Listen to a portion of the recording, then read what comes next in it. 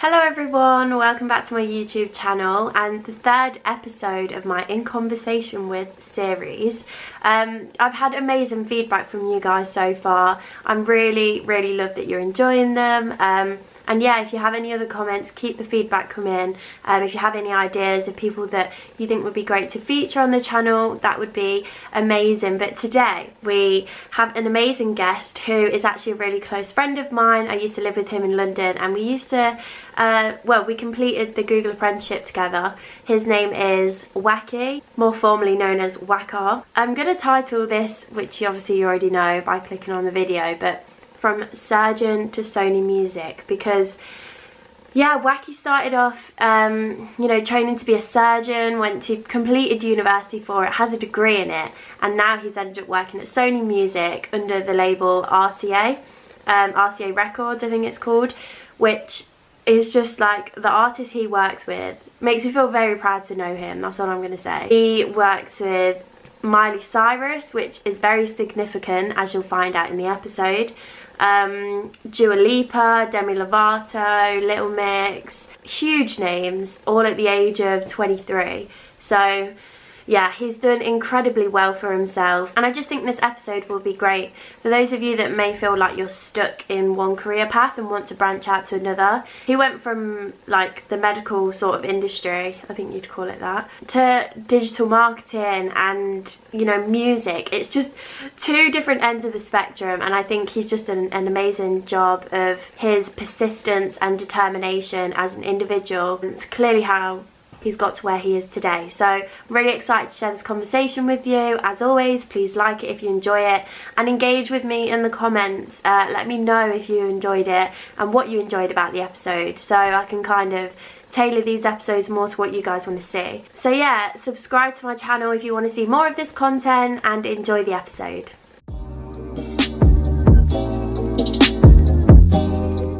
So today I am so excited for this episode, because I'm not only joined by a guest, but I'm joined by a very close friend, ex-fellow apprentice at Google, ex-housemate, believe it or not. We used to live together pre-COVID times when nothing was virtual.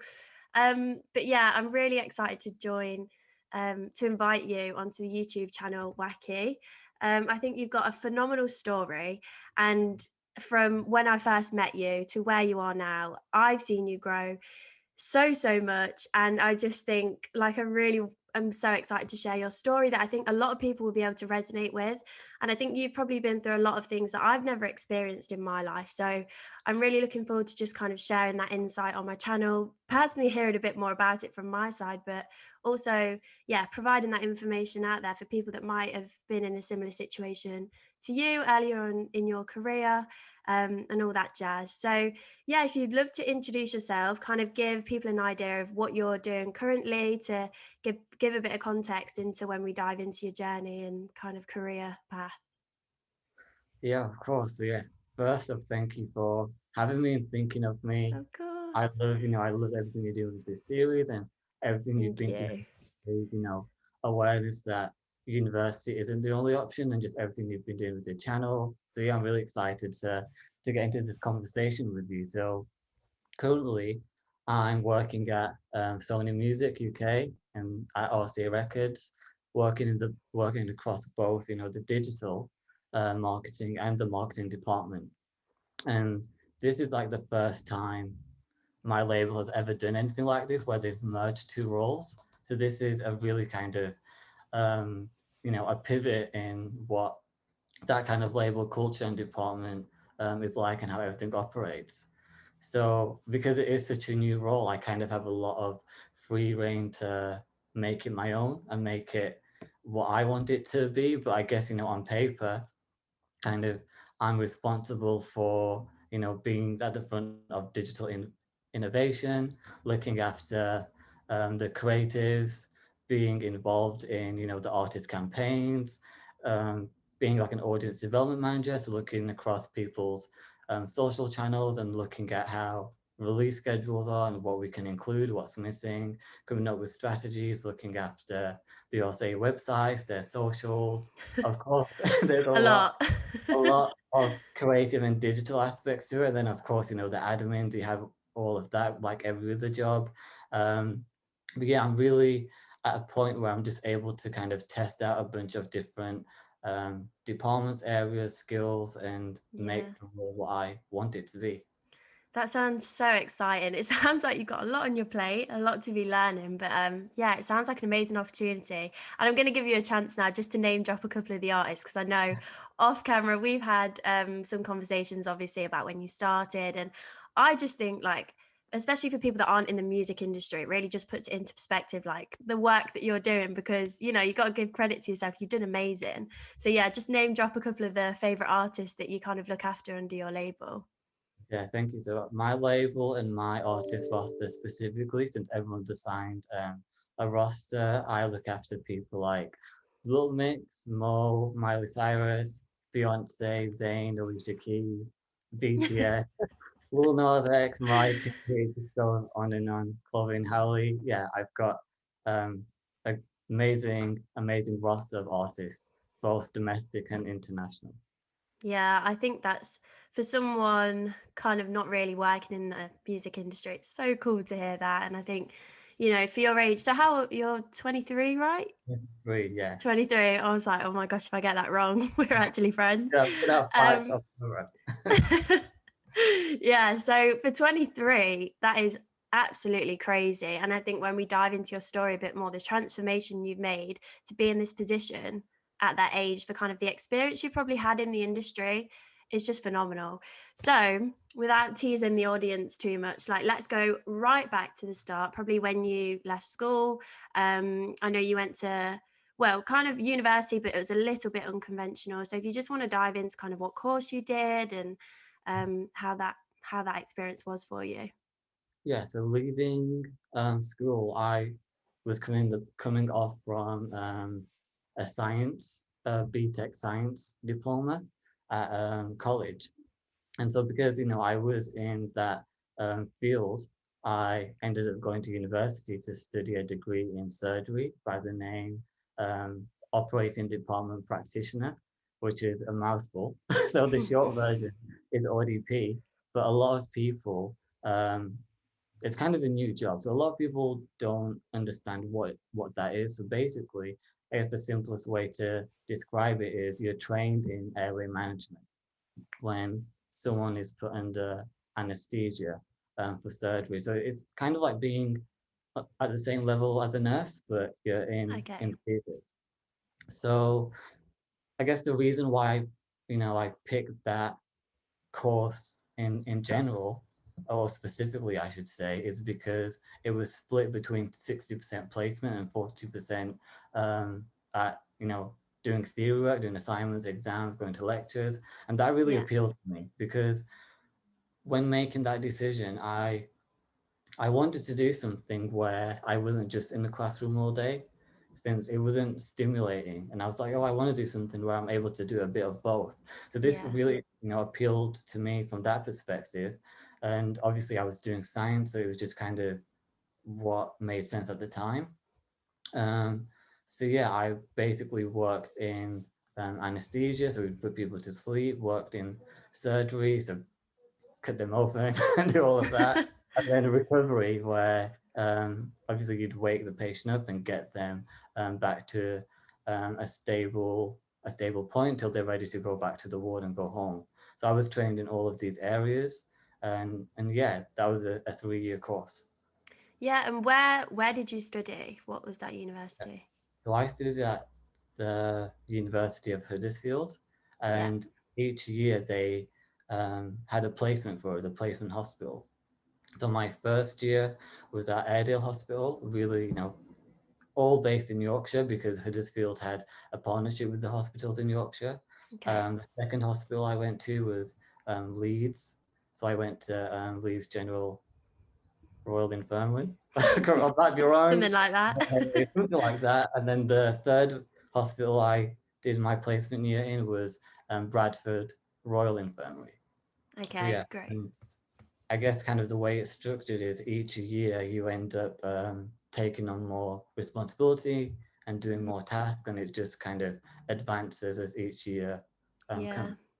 And how did you even find out about that? Because I think that sounds like a quite a unique course. I mean, I wasn't a big science person at school, never studied in that field, but I don't really know a lot of, I don't think I know anyone else that's taken a route like that with, mixed with university. So I really had no idea what I wanted to do. Like literally, I kid you not, I had no idea. So when I was applying to university, I was just looking at everything from like, um, you know, accountancy because I was good at math. So I was like, oh, I can really do Yeah. that. I was looking at construction management because I loved architecture. Like I'm obsessed with architecture. Um, yeah, looking at just science degrees, and I had no idea. So the way I came about this specific course was actually just going through university websites and Okay. looking at everything they offered. And I think when I came across this specific course, it was like, oh, you'll be like assisting in surgery and helping people. And I think that was the one thing I really wanted to do. I said, Yeah. whatever job I do, I just want to help people. And this was just kind of, like I said, with the split of having the placements and the way it was structured, it just really appealed to me at the time. Yeah, and I think that makes sense as well. Like I hinted at the start, we did our Google apprenticeship together. So it's clearly something that you probably sounds like you just learn best by doing things and getting thrown in the deep end. Um, and yeah, so when you were at school, because you didn't really know what you wanted to do, was there much thought in choosing this course? Were you influenced by any kind of external factors, or was it just, okay, I've got to pick something, I'm quite good at this course sounds right? Did you just, and that's how it happened? I think, I think there was an expectation, and for me, it was a weird kind of journey of how that expectation was. So I guess if we took it back to, leaving high school, Mm, originally, before even doing the science diploma I did, I was thinking about doing A levels. And so I basically looked at a couple different courses, and I remember media studies being something I was interested in. And I had like raised this to a couple of people and friends and family. I was like, oh, maybe I want to do media studies. And it was like, oh, what could you do with that? So yeah. I never felt there was any really kind of job prospect in that. Um, and whilst, going to college and going to their careers fairs and just attending that just to find out more information. Um, Actually, funny story is actually when I went to the careers fair, I originally was going to do A levels in, um, I think it was like sociology, psychology, law, and chemistry, or media. It Oh was my something gosh. like that, but Yeah. I actually didn't meet the requirements. So I didn't meet the Okay. requirements. Yeah. So, and I think I was like one grade off like of a biology. I think I got like a C instead of a B. And Mm, so I actually couldn't do what I wanted to do.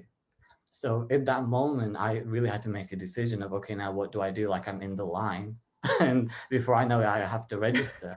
Um, and so someone said to me, oh, if you do like this, level 3 science diploma, you can kind of go and do anything with it, which I guess looking at me now, that was kind of true. But back then I just thought it just meant whatever I did had to be science related.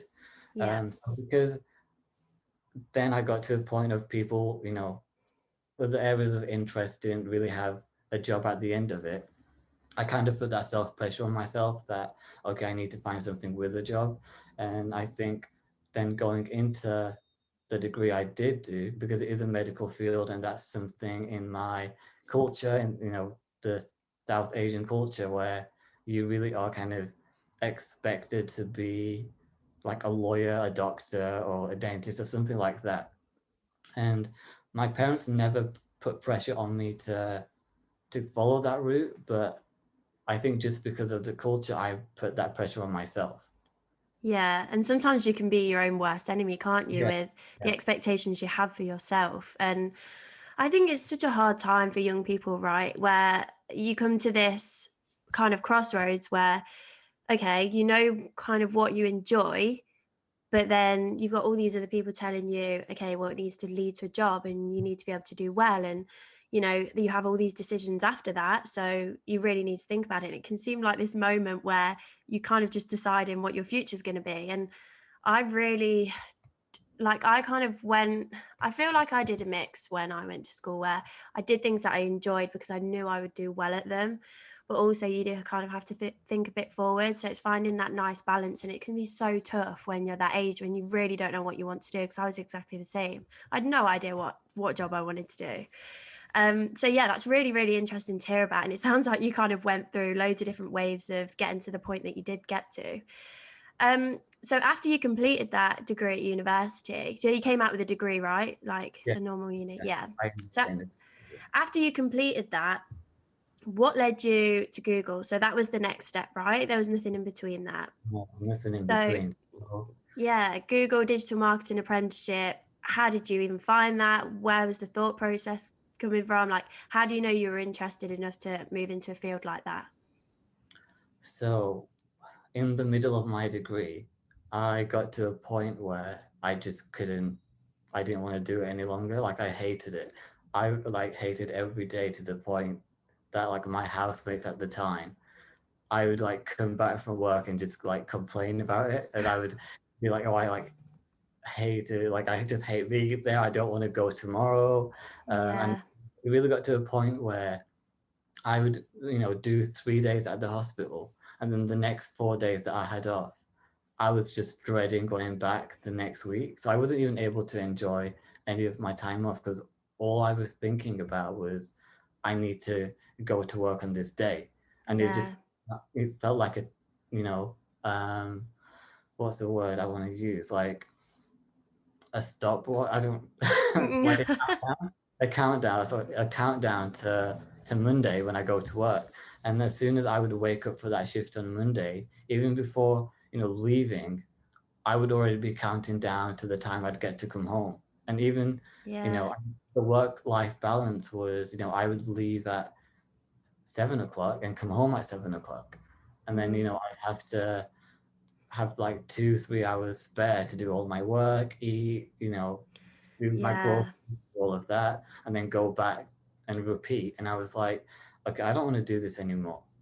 I Yeah, don't and want to. just doing that for 3 years, like honestly, I couldn't even imagine it. And you must have been so strong just to not even drop out and go through towards the end of that and complete your degree. Like, I don't think people realize kind of the hard work that you put into that. And what was your sort of thought process around, yeah, not giving up? What do you think took you through towards the end of that degree? Because I don't think for a lot of people, they probably feel like that now, especially studying from home. Like, where do you think you found that strength in you to carry on? Because I think for a lot of people it could have been quite easy to give up. So I think because when I was at that halfway mark, I was deciding that I didn't want to do it anymore. I was like, okay, I've done 1.5 years and I've put in so much work.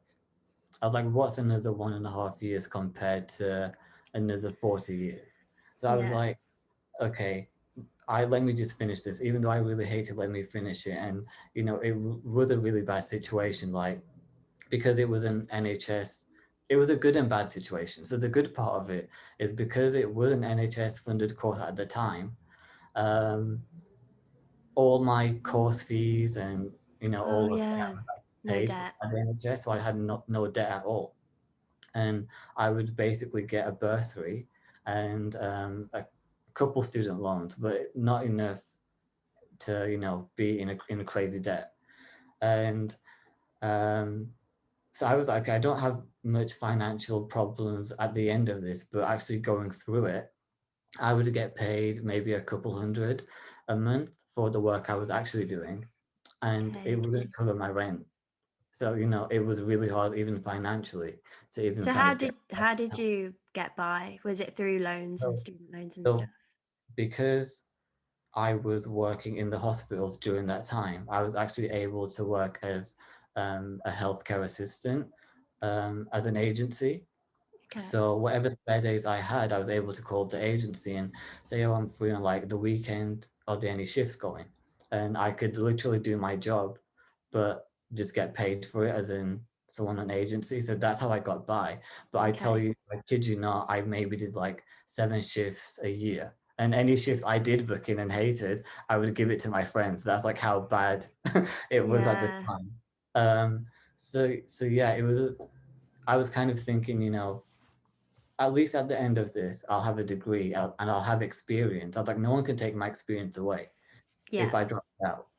And I've always got a plan B now, if anything ever was to happen. I mean, we're in a pandemic. If anything was to happen to my job, I'm just glad, I've got a healthcare degree.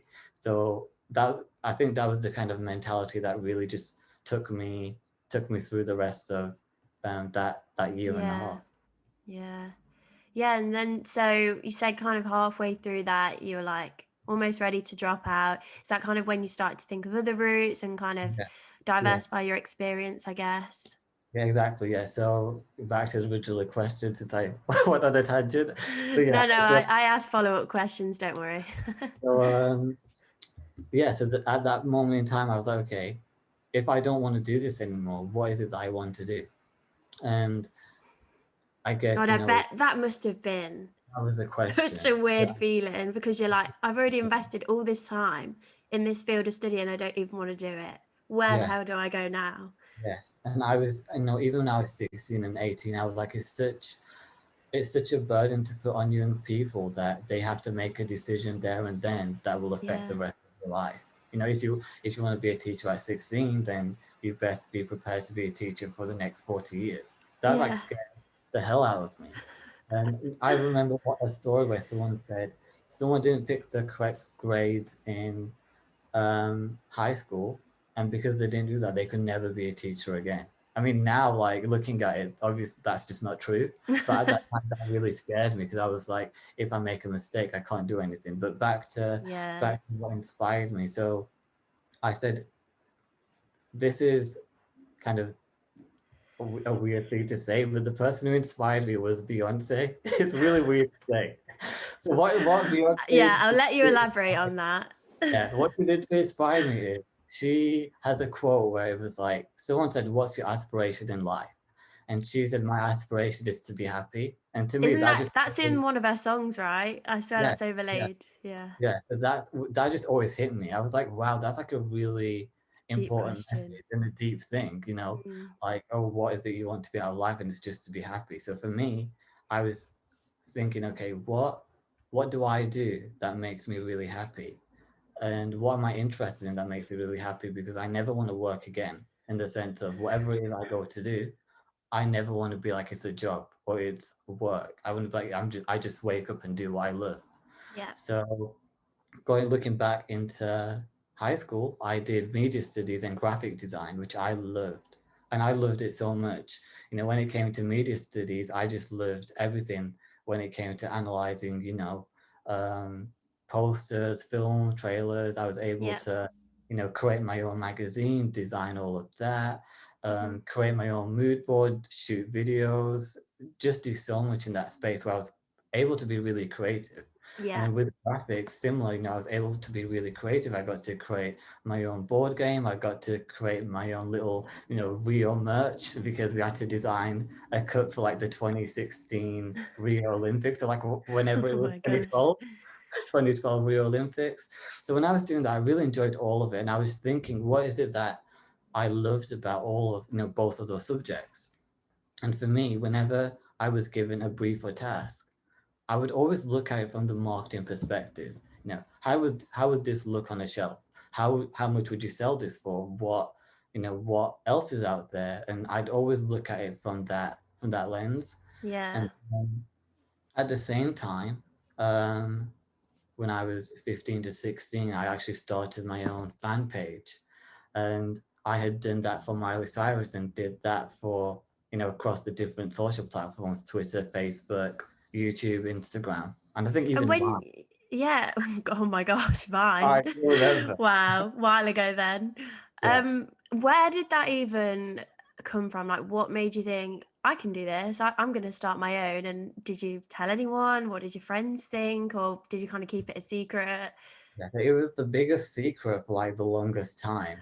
Um, it was my own like double life. So I think people, literally, a couple of people knew that I had liked Miley, and I knew I liked Miley, but I had no idea there was this whole like online community. Like a You know, I was fandom almost. yeah, yes, a whole Mm, fandom, literally like a crazy fandom, and I had literally no idea because of all this because I was really late to getting a phone. I think I got my first phone at like 16.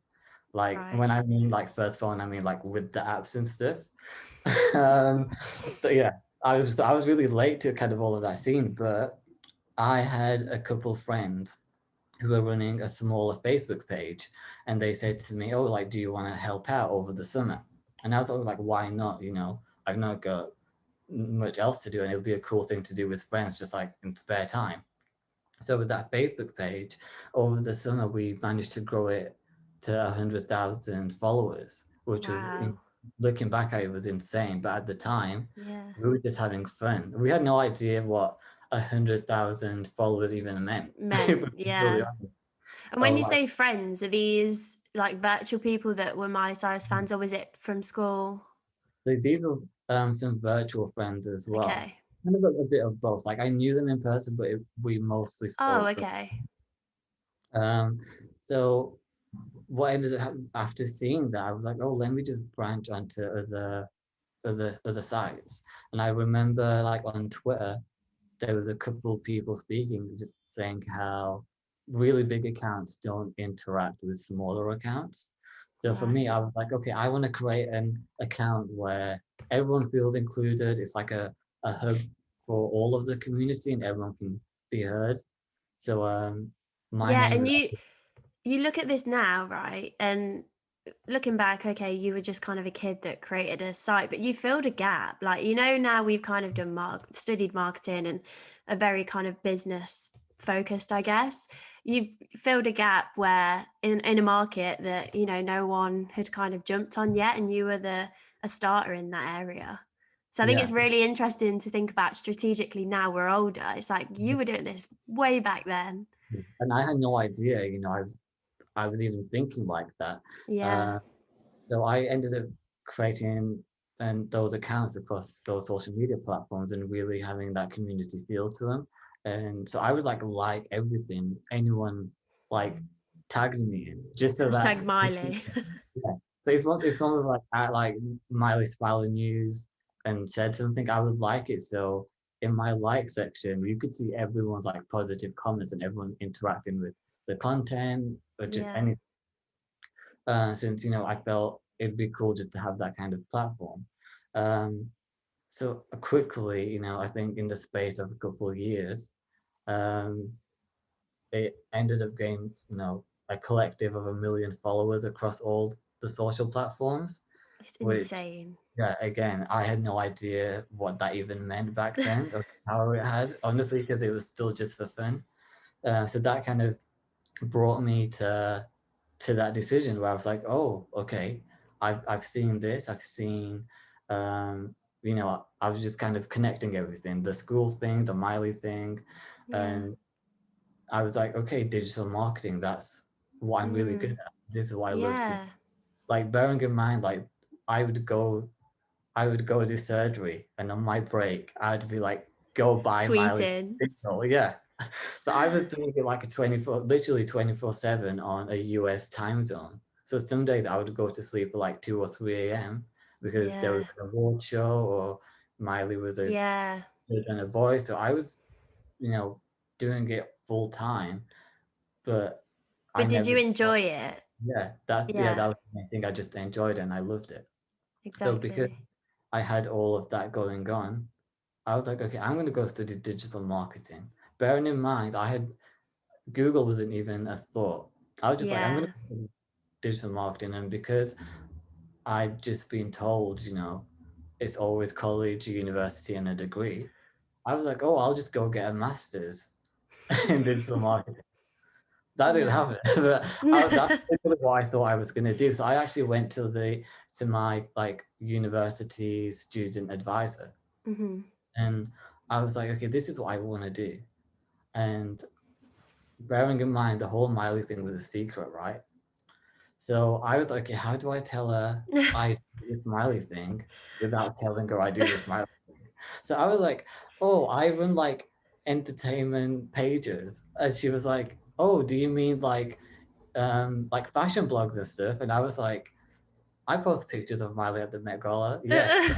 You're like, And yeah, yeah. I was like, yeah, it fits. So yeah. And it was just kind of not the best way to get it across, but what I had learned and what I had gotten out of it was how to present myself. So she was like, instead of Yeah. doing a knowledge-based CV, do a skills-based CV. And instead of, having to go study, you can do a graduate scheme. So I was like, oh, Mm. there's graduate schemes where you There's can, other options, yeah, yeah. what do you mean you can learn digital marketing and get paid? So the options she had, been provided me were very retail and like Yeah. groceries and e-commerce, and it wasn't the industry I wanted to go into. Yeah. So And did you find that that student advisor was helpful? yes, I say she was helpful because I would have never known how to position my CV, and Yeah. I still position my CV like that to this day. I still do a skills-based CV. Yeah, you So still take that advice with you. I think it's so important as well for people listening. Don't be scared to ask people questions. And even it doesn't have to be people you're close to, like your friends and your parents. There's resources out there, whether that's people at your university, or even you can find a lot of accounts online now that will do things like help you with your CV for free. And yeah, there's so many resources. You've just got to kind of make that move to be proactive and look for them. So yeah, that's good. Good to hear. 100%. So how I found Google was I think this is like the typical way it happens, but I was in a seminar, obviously not paying attention to what was I was looking for my next career move. And I remember seeing digital marketing in Google and I was like, oh, that's like so cool. But it was in London. And I just felt that was kind of out of my reach. But Yeah. at that point in time, people just said apply to everything and anything. So I was like, Yeah. going to Google, I'm never, I'm not gonna get a response back. Like it's me. I'm in the north. Like that's It's so me. far away. But It's me in the north. yeah, let me like just apply and see what happens. I ended up applying to it, and then yeah, I heard back, and I guess obviously That's where I it started.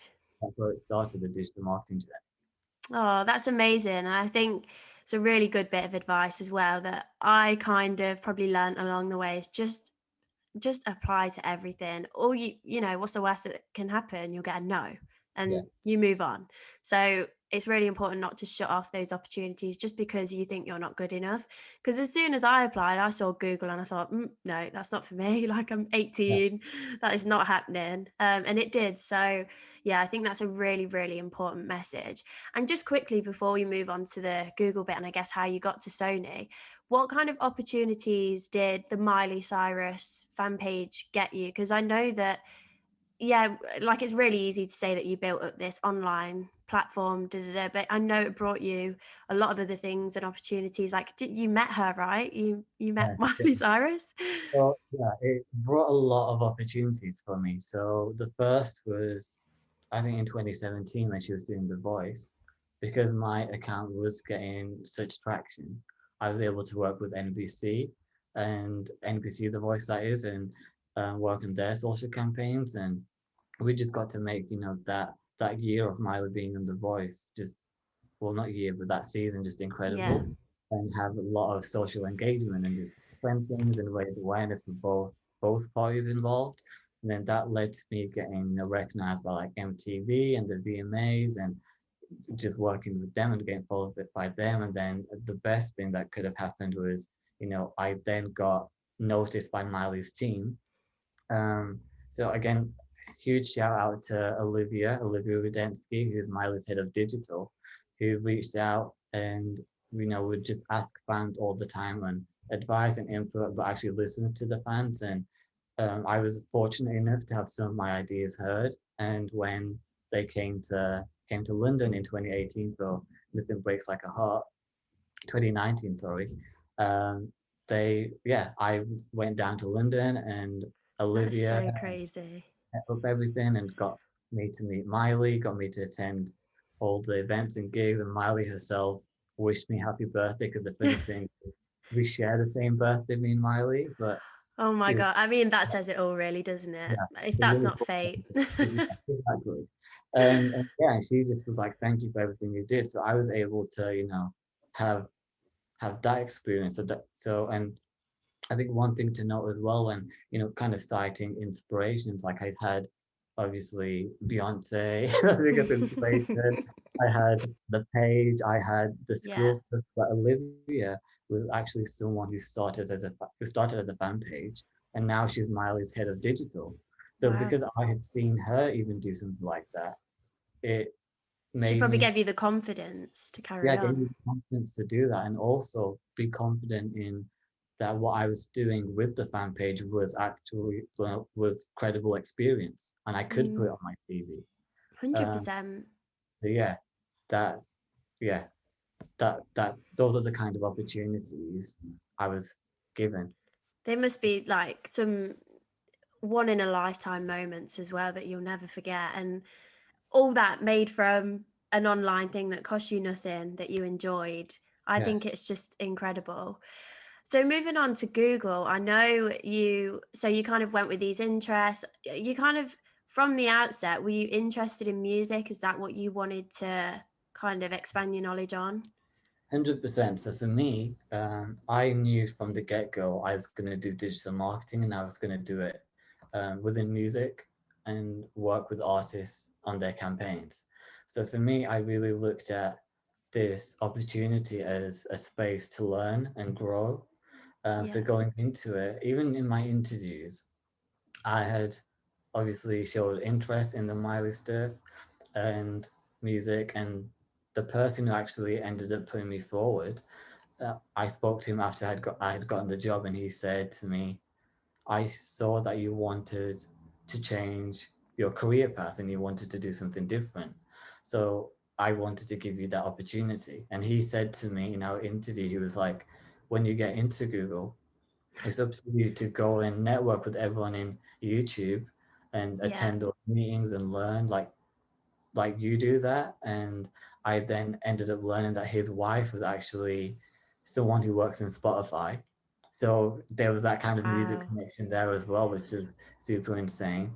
Um, and yeah, so he really gave me a chance, and going into it, everyone in my manager, my mentor that I was given from the first conversation, I made it really clear that I wanted to learn everything digital marketing and then go into music. Yeah. And we really made that happen, kind of I think, evidently. yeah, there's a really interesting point around sometimes you don't always like talking to yourself about yourself to everyone and kind of telling them it's kind of a bit personal, isn't it? What you want Yeah, to do, what your goals are. But sometimes in the workplace, you have to tell people that people have to know, otherwise, those opportunities aren't as likely to come to you. So it's so important, yeah, to make people aware what you want to do. And it'll probably bring a lot of opportunities that you wouldn't always have been able to access because people have power. People are very important in the kind of career journey, I think, and they have huge impact. Yeah, because I know that you were put into a market insights team, right, which is kind of yeah. data led, is very internal, got absolutely nothing, well, unless you work with a music team, nothing to do with music. So yeah, what were you doing other than networking? Was there anything outside of that you were doing to kind of get you that bit closer, kind of discussing opportunities with people, or maybe building experience on the side to what ready for when you came out of Google? So I think for me, I was really in a fortunate position where I had a team that wanted me to follow my aspirations and succeed in that. So kind of outside of work, I was obviously still doing the Miley page, Hmm. just building that up, and um, we really catered my role to the point where everything I was doing would just fit in with the music. So Amazing. like I mentioned, I was in the market insights team, so we would look at data and do a lot of research. Like literally everyone in my team was a research manager. or research lead, and I was the only digital marketing, person in the team. But um, so kind of good examples were the whole decoding decisions thing we did, which probably people watching this have no idea what that is, but it's Yeah. essentially, um, having a look at the marketing funnel and updating that, because now, since the marketing funnel was introduced, we now have tech, we have a digital space. Just looking at, people, how can we get people's attention in the digital space? And with that, I was able to actually launch our ebook. Yeah, Um, so that's all externally accessible, right? People can Google that and check it yeah, out. It's quite an extensively long book, but it's really interesting, I think, especially if you're interested in psychology and how people think. It's all about the decisions people make whilst they buy things. So, if you were looking at a holiday, what are all the different avenues you go down? Okay, you might go to the holiday agents, and then you might look online, and then you might speak to friends, you might speak to family, and you go through, they call it the messy middle, don't they? So yeah, it's not just, okay, I've decided I want to buy this, I'm going to buy it. It's like there's all these things in between. So that was an amazing piece of work as well. So if anyone's interested, like, definitely go check it out. I'll probably link it below or something. yeah, thank you. Yeah, but yeah, with that, I was, from a digital perspective, I was able to launch that. I was able to come up with, the the strategy for that, and just, have that digital approach. So I wasn't just looking at the numbers and the data, and that ended up being, Google's most successful content piece of all time in 60 days. And Huge. yeah, especially that being the first thing I ever did. That was, crazy and insane. So because I was able, given the opportunity to do that, going into music, I was like, okay, at Google, I've led a campaign. I understand how to market things, how to, I understand that space. I've done it. And then another thing was I was able to lead YouTube festival and play a part in that, where, we were able to look at why do consumers use YouTube, and just understand that space, which for music, it's incredibly useful because everyone Mm-hmm. watches their music videos on there. Um, so I was able to understand YouTube as a product, but more so in that specific project, I was able to learn about licensing, since I had to license all the Yeah. content used, and some of it was music content. So I got to understand music law and music licensing, but also, I was able to direct and produce videos with an agency. So I've even got to be creative there and talk Yeah. about treatments and visions and who do we include, who don't we include, how do we want this video to be portrayed. So I really got to explore my creativeness and marketing in Mm. that project as well, whilst still being beneficial to the team and the data and the Yeah. research. So I was kind of, essentially a research slash digital marketer kind of manager in my team. So that all of that, everything I did at Google was had in mind what I would be doing afterwards. So when, at Sony, when they asked me, what CRM have you done? I was able to say, oh, well, I've Yeah. after our EMEA COVID CRM newsletter that goes out twice a week for the past 6 months. Whilst I was in the data role, I was able just to transfer all of those skills and apply it to a new space and a new area. Yeah, you kind of had, like, I guess, almost tangible results that you could prove to them, like, this is what I've transformed. These are kind of the results I've delivered in my previous role. I think there's a really important point around as well. Although we did an apprenticeship, which is all about learning and you're there to learn, I think just in any job, especially for young people, whilst they enter junior roles, if something isn't exactly kind of what you want it to be or what you kind of imagined in your head, I think there's always opportunity. You kind of get out what you put in. So there'll always be people you can network with in other teams. And although it might not be a company like Google that's so almost matrix structured and flat hierarchy where people can dip in and out and you can speak to everyone, I think there's always chance to network and kind of get different opportunities from different things. So don't always take things at face value. I think there's always a lot more to an opportunity if you kind of put the effort in, I think. 100%. And I think you've demonstrated that really well, because although it's digital marketing in a data team, look what you've got out of it and look where it's brought you. it brought me to where I wanted to. And like you said, just echoing everything you said, when I first started, a question I actually raised to my team and coach was, I'm doing a digital marketing apprenticeship and I'm in a research team. I'm in a data Yeah. team. How does that even work? I was like, I just showed you guys I run all of the social media pages. Why wouldn't you put me in the social team? I Yeah. understand it at the time, but now looking back at it, literally towards the end of my time at Google, our director had said, our team was really in the business of looking at strategy and creating the marketing for the rest of the company. And I was, Mm. wait a second, I'm in the team where I'm learning what the new marketing in the next 5, 10 years is going to be.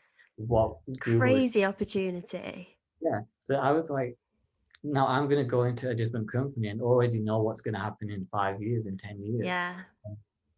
know the space and already be able to predict that and use all of that in what I'm doing now, day to day. So what even though things might not make sense at the start, after It'll a all while, work out and fall into place. yeah, I completely agree. I think that's an amazing bit of advice as well for people listening. I think I was quite similar when I joined Google. Obviously, I went in thinking digital marketing, this is going to be great. And I was put in a sales team. And although now looking back, it's like quite fun. It was with YouTube. I got to meet all these different external clients. I was like, sales, I'm going to be selling stuff. I want to do marketing. But yeah, it's so interchangeable and there's a lot of transferable skills I learned. So I wouldn't take any of it back and I wouldn't change anything. I think almost they knew us better than we knew ourselves, the people that kind of put us in the teams that we were put in. So yeah, it's really interesting to think about. And then I guess kind of just rounding it up because I'm conscious of time. I could keep talking for hours, I think, about this. It's so interesting. But yeah, I guess now you're at Sony. Why do you think they hired you? So I guess a little bit about that interview process, but why do you think they actually took you on? Because, you probably don't have as much experience as maybe some of the people interviewing for the role did. so speaking to everyone at Sony, I don't have a direct answer why they hired me, but Yeah. all I know is everyone was just super excited to have me. So That's always good. I'm Good a start. little big-headed, but that's just the truth of it all. That's Yeah. so when I started, literally my first week, everyone was saying to me, "Oh, we're so excited to work with you," and I Mm. didn't understand. I was coming in so excited to work with everyone else. So Yeah, you at the got there start, and were like, yeah, wait, you're excited to meet me. yeah, exactly. Because I was like, "What do you mean? Like, yeah, what do you mean you're excited to work with me?" And I thought it's a thing where people are just being nice and people, Yeah, they it's like, just "Oh, you say it. started a new job, yeah, we're trying to make you feel welcome." But on a one-to-one basis, when I spoke to everyone, as soon as I would tell my journey and talk about the Miley thing, they were Hmm. all like, "Oh, we've heard of you." And what I basically got told was in my initial interview, when right after that had ended, the people who interviewed me, one of which is now my manager, went to everyone in the team and said, "You're not going to believe who we've interviewed. Like you'll Wow. never believe who we interviewed." And um, yeah, they told her, they're like, "Oh, it's Miley's biggest fan," and he's like come from So they Google, and knew they knew your page before you even interviewed, or they, they just, yeah, because they had seen my CV.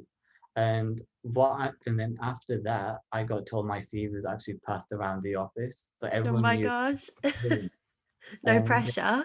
yeah, no pressure. And everyone had said to me, we were kind of thinking like, why is he applying for this role? Like he's so experienced. Really? Yeah, why is he applying for this? So I think what got me the job was my experience, but I showed that I was a self-starter.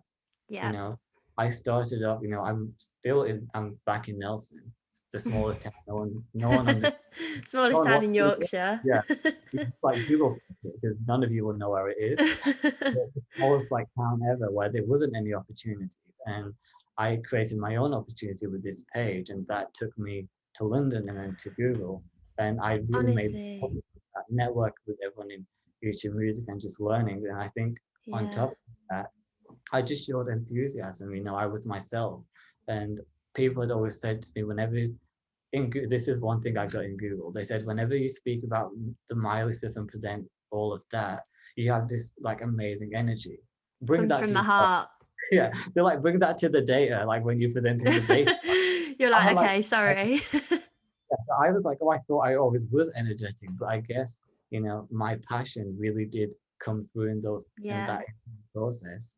And I'd really just learned learned that industry and learned what I needed to know. So I think that's kind of what got me the job, was my ambition and being a self-starter.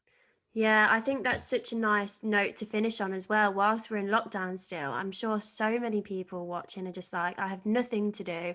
All my opportunities have been stripped from me. I'm not at university. I'm in my home city, most likely. And I just think, I know it's easy to say from a Google apprentice, and you could probably look at you, but looking back from where you started, you worked hard to be where you are today. And yeah, it's taken a good few years, but you can start things yourself. And I think when those opportunities are taken away from you, create your own. And I think there's so many different ways to do that nowadays with the kind of evolution of tech, and there's so many different social media platforms that you just find what you're passionate about and kind of throw your heart and passion into that, and yeah, create opportunities for yourself, because no one's gonna do it for you. I guess, like you said, you have to kind of start that yourself. So I think that's a great bit of advice to finish on, and hopefully people have taken away much more than that from this interview, because I think it's been amazing, and it's been so great to hear about the whole. I don't think I've ever sat down and just gone end to end of how you've actually done it all, and honestly, it's phenomenal. You should be so proud of yourself. Thank you. But yeah, I'll link all the pages. The Miley stuff's still all up, isn't it? Like, you still run that, and Yeah, with the I Twitter. think, Yeah, I still yeah. understand. So I'll leave all that below, and yeah, it's been amazing. Thank you so much for coming on the channel. And thank you so much for having me. And yeah, I love this series and everything you're doing. And Thank yeah, you. can't wait to see where you're in a year's time. I know. Thank you so much, Wacky. No Bye. problem.